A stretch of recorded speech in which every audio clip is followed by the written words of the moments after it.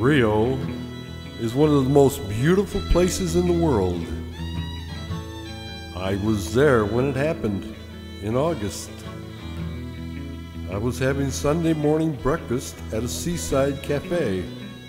I heard the excitement. A large whale was stranded. Volunteers were needed to help save it.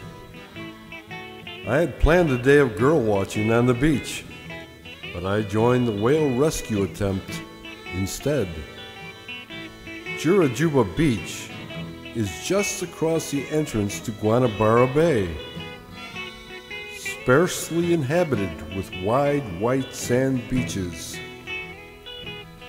I was riding in a Jeep, and we got pretty close to the beach. We walked over a ridge, and there was the whale.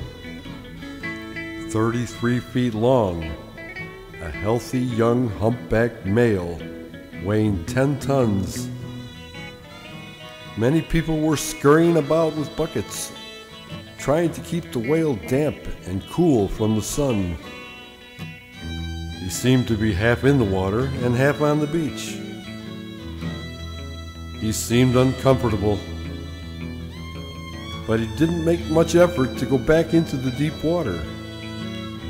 There were small boats circling offshore, some sightseers, some volunteers, groups of small crafts tied on a variety of chains and cables and nets. Their engines strained, but the whale did not move. 2 tugboats arrived from an oil company, Petrobras. They started to drag the whale, but one of their cables snapped. When night fell, the urgency with the cooling water was not as intense. We made campfires on the beach and drank beer, and I met a very friendly Swedish model there to help. We waited for the tide to hopefully refloat our friend. But Monday morning, he was still there and still alive. Another whole day of keeping him saturated with water. And all night again, we waited for a high tide to help him. He fought against the tide and stayed on the beach, sort of like he struggled against the boats trying to pull him.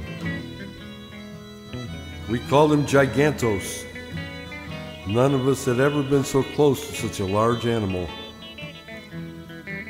His eyes had a soft, gentle quality that made me love him, like a dolphin. We all sensed the almost human qualities of this creature. We all wanted him to survive.